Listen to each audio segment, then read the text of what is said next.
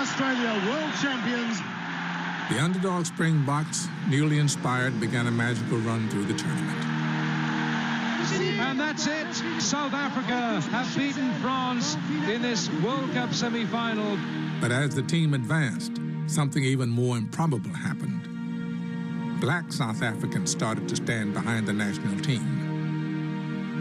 We started realizing that, you know what, this is our country, this is our brothers, we all have to be behind them. People understood that we're a fledgling democracy, we're on show together. Please show the world that we're doing all right. One team, one country. That was Mandela's vision.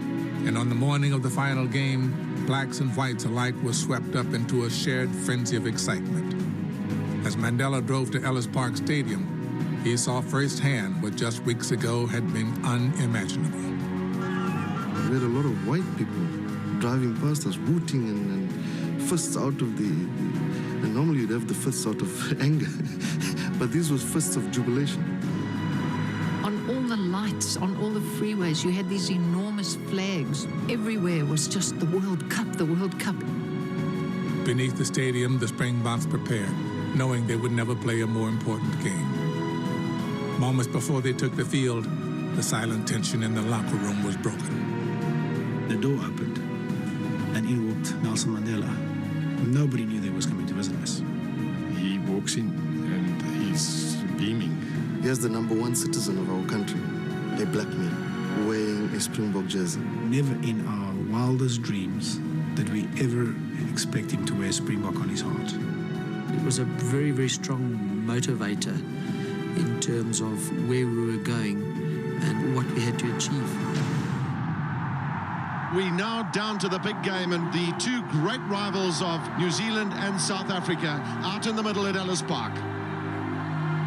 Tied 12-12 after regulation, the match remains one of the epic finals in rugby history. As play headed to overtime, Mandela sat in the president's box, his great experiment hanging in the balance. Van der Stransky looks for the drop. Has he got it? Yes, it's over. That is it. The final whistle then. South Africa win this Rugby World Cup final. And what a dramatic finish for the host country. I don't think I've ever seen so many grown men on the rugby field crying.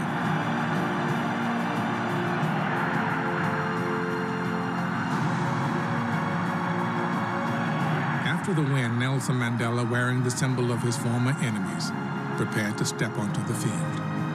The crowd just went wild. It was like a volcano erupting.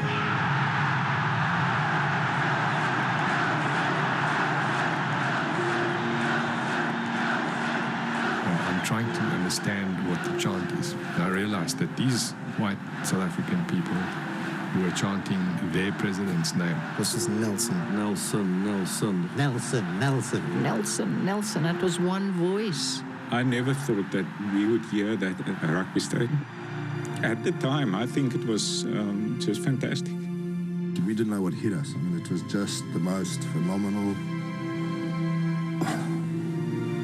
It was really quite incredible. The image of a joyous Mandela celebrating with the national team was mirrored in every corner of the once broken country.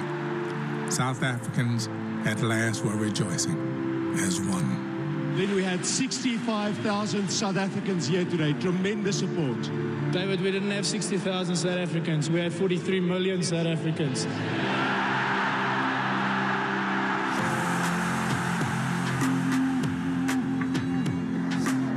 It was freedom all over.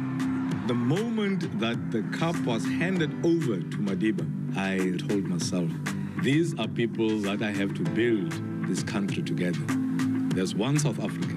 All my hatred is going to gain me absolutely nothing. Madiba took my hand and he shook it and he said, thank you very much for what you've done for South Africa. I said, Madiba, you got it wrong. Thank you for what you've done for South Africa.